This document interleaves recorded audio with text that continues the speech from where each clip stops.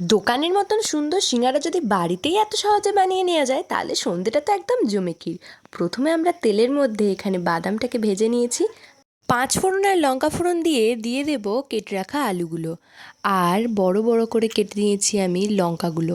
তোমরা যদি আরও ঝাল খেতে চাও এর মধ্যে কিন্তু আরও লঙ্কার কুচি দিতে পারো।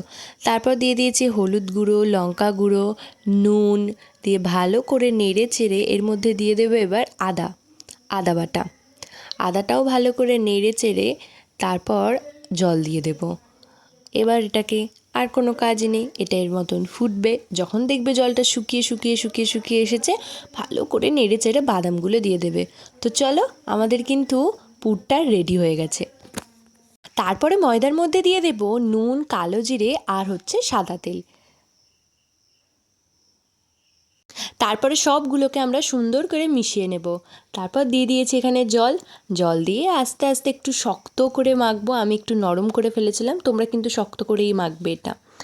তো এই যে তারপর আর কী কাজ, সিঙ্গারা গুঁড়ো মোড়ো। আমি না মোড়াটা দেখাতে পারিনি, যাই হোক। তারপর এখানে ভেজে নিয়েছি, অনেকক্ষণ ধরে আস্তে আস্তে ভেজে নেবে।